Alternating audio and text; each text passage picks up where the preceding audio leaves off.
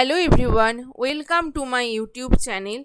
This is Priyanka Ghosh and this video is for your upcoming AWAS Army Public School Teacher Recruitment exam, and this video based on PGT Physics students. Here we have chosen 10 questions from a particular topic. Today's topic is motion in a straight line. So let's see what are the questions. So let's get started. The first question is, which do not represent one-dimensional motion of a particle? There are 4 options. We have to choose the correct one.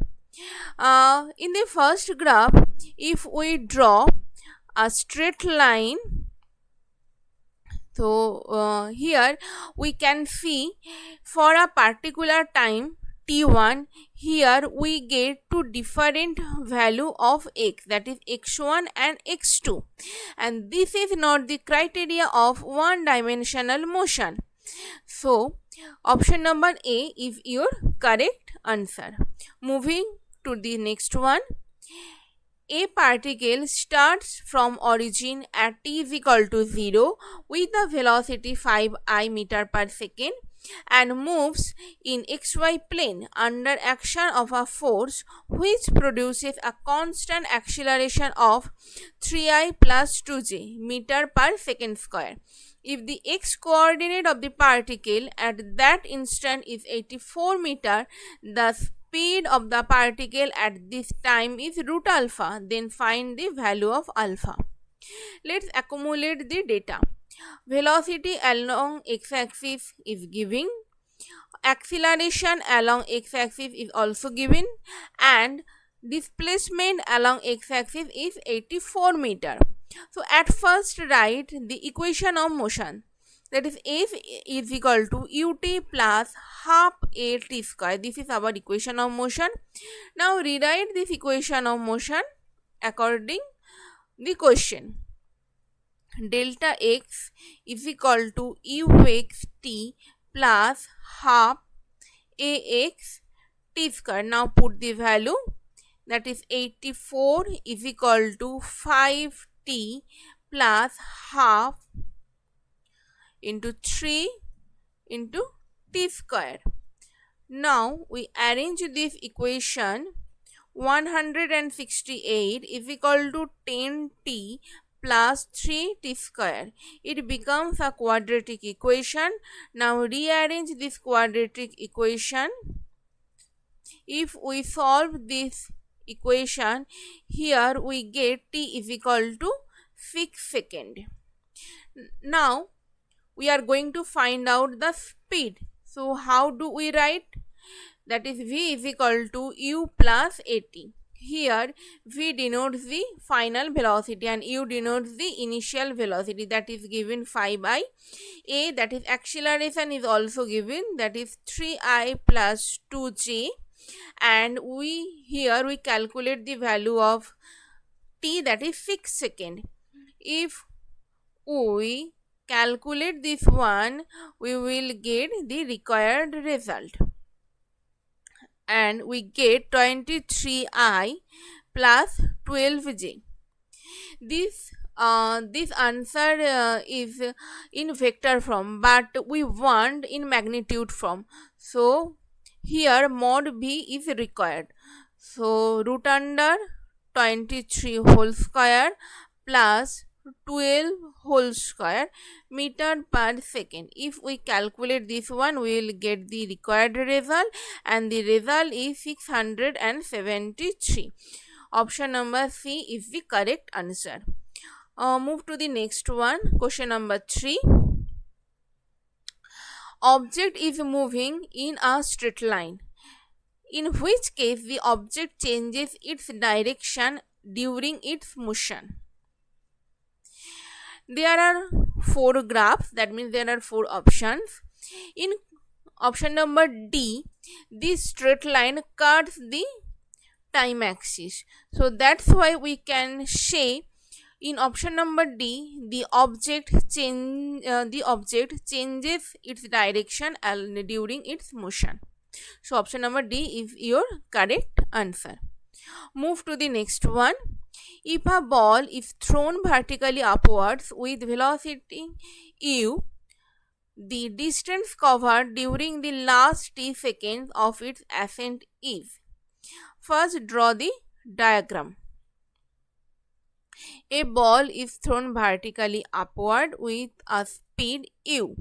So, this is the speed, or this is the projection speed, that is u. Now,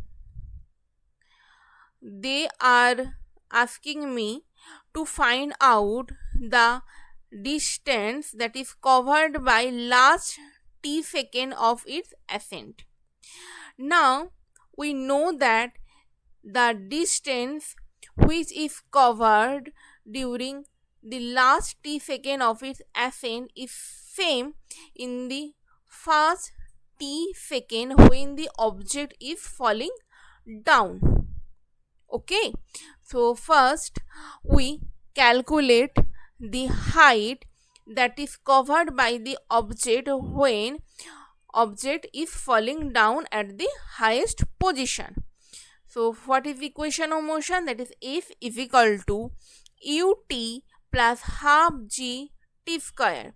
Here u is equal to 0 because at the highest position initial velocity is 0 plus half g, that means acceleration due to gravity, and t square. Here we get half g t square, and this is the required result. So here option number A is your correct answer. Move to the fifth one. A car has speed of 40 km per hour. On applying brakes, it stops after 15 meter. If its speed was 80 km per hour, it would have stopped after. So that means here the velocity is related to distance, right? So at first we find out the relation between speed and the distance.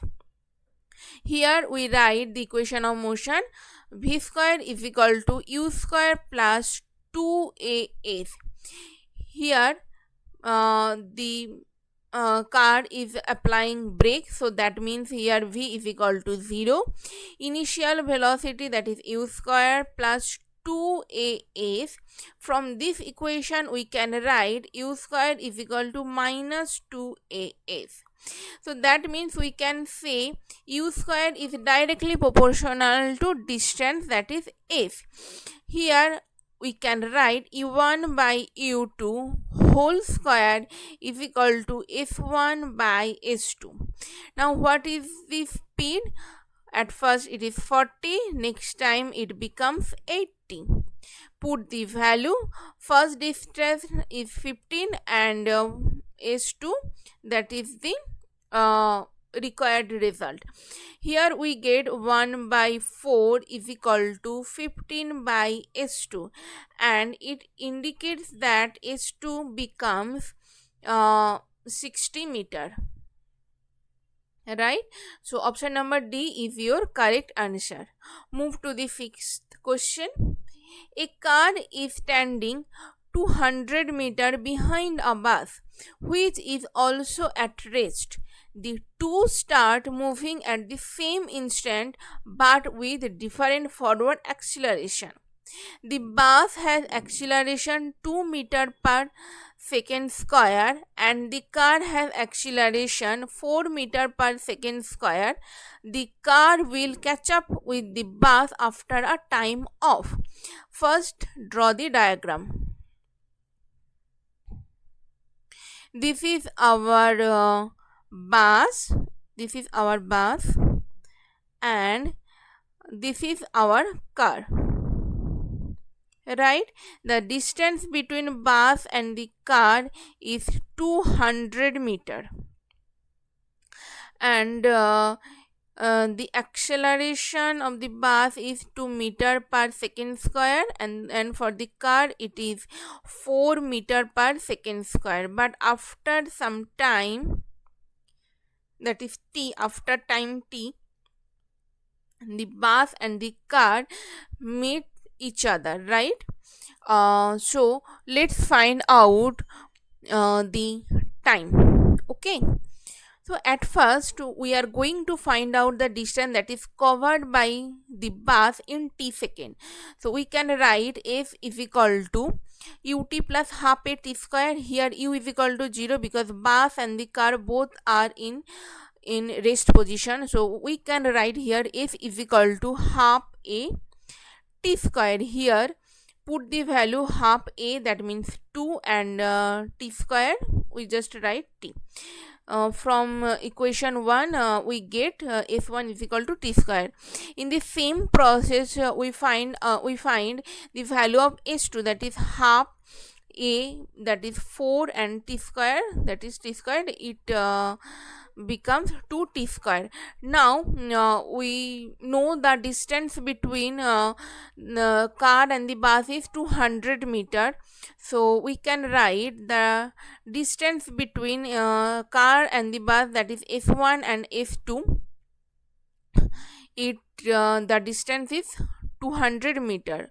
Okay, now put this value in the form of equation, that is 2t square minus t square is equal to 200, and from this equation we get t square is equal to 200. Okay, and what is the value of t? That is 10 root 2 second. So our answer is 10 root 2 second. Here options are wrong.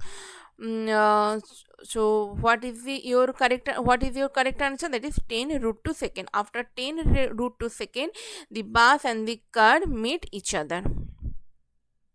Next one, that is 7th question.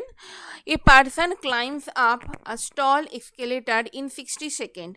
If standing on the same but escalator running with constant velocity, it takes 40 seconds. How much time is taken by the person to walk up the moving escalator? At first we draw the diagram. This is our escalator. Now the person is here, and the distance of total escalator is d. When the person climbs up at first the escalator is at rest. So what is the velocity of the person? That is d by 60.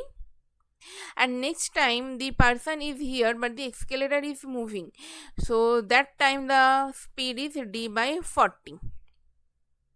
Now we are going to find out the required time that is taken by the person to walk up in the moving escalator, and here the time is t. So that's why we can write in that case the speed is d by t. Now we can write this all in the form of equation. Okay, now d cancel out and we get 1 by 60 plus 1 by 40 is equal to 1 by t.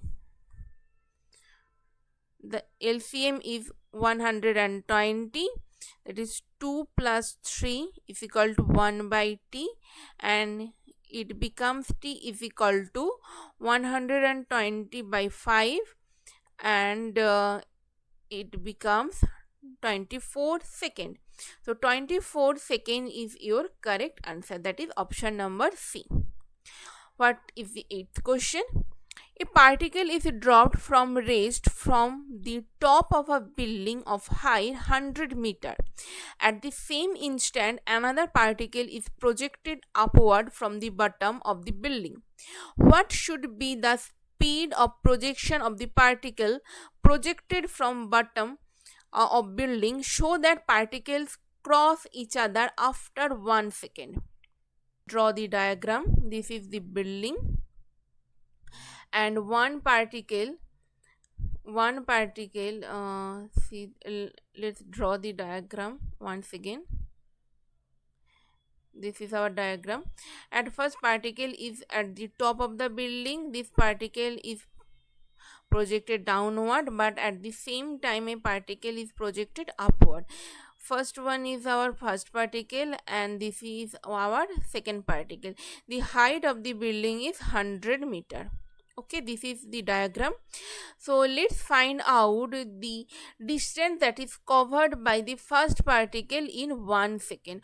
What is the equation of motion? F is equal to ut plus half a t square. This is the equation of motion.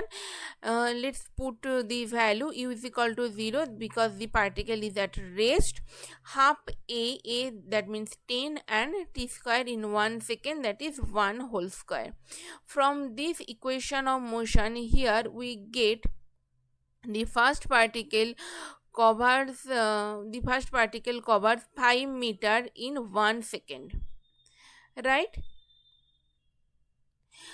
That means we can say the second particle covers 95 meter in 1 second, because height is same na, height is 100 meter, the height of the building, and the particle cross each other after 1 second, so that means time is also same.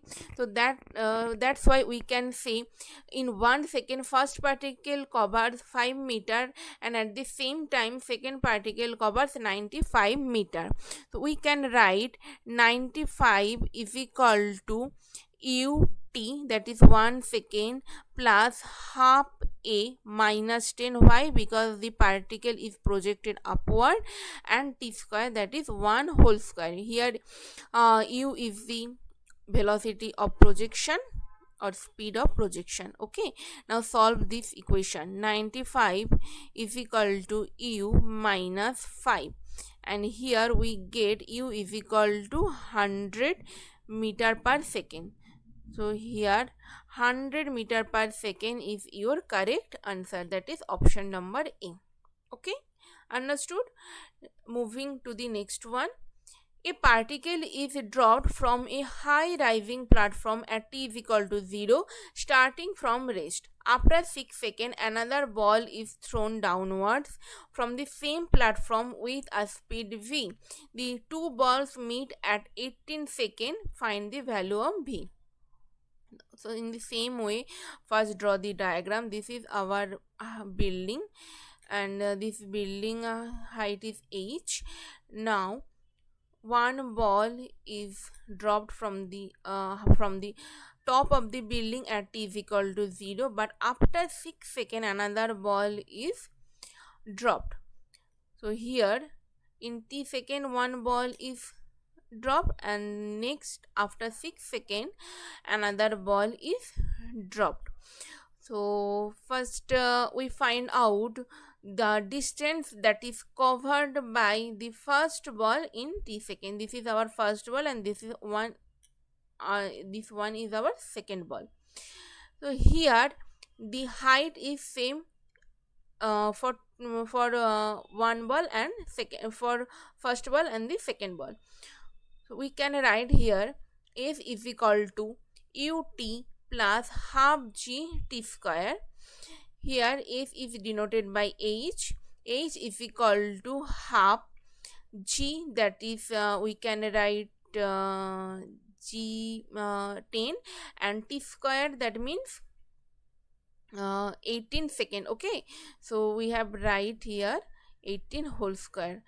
Do not need to solve this equation, just keep it. Okay, now this is our meter. Okay, now in the same height is covered by the next particle, but here time is different, that is t minus 6. So that's why we can write here h is equal to ut, and here u is denoted by v. Okay, so that's why we can write here v. It is given, not u. So ut, that is 18 minus 6 plus half g t square, half g, that means 10, and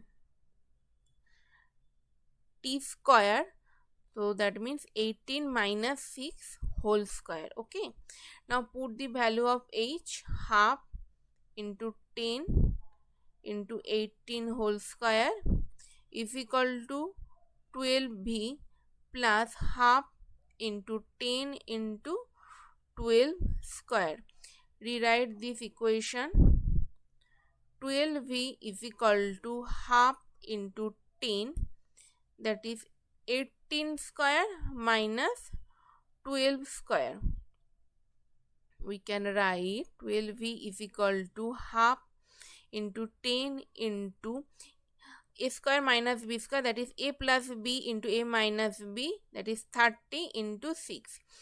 We solve this equation, we get v is equal to 75 meter per second. So option number C is your correct answer. So what is the 10th question? A very large number of balls are thrown vertically upwards in quick succession in such a way that the next ball is thrown when the previous one is at the maximum height. If the maximum height is 5 meter, then the number of balls thrown per minute. First, draw the diagram. This is the building, and at first one ball is thrown upward. Now this ball, when this ball is at the maximum height, next second ball is thrown at that particular time. Okay, this is the question, and the height of the building is 5 meter. At first we are going to calculate the initial velocity of the projection. So what is the equation of motion? V is equal to v square is equal to u square plus 2gh. Here final velocity is equal to 0, u square and 2g, that is minus 10, and h, it is given 5. Why minus 10? Because the particle is projected upward and acceleration due to gravity works downward. That's why here we write minus 10. From this equation we get u square is equal to 100, and it gives u is equal to 10 meter per second. Our velocity of speed of projection, or the initial velocity is 10 meter per second. Now we are going to calculate the time in which time the object goes in the topmost position. This object moves to the highest position, right? Now let's find out the time in which time or during we can say during t time this object moves to the highest position. So what is the equation of motion here? V is equal to u plus at.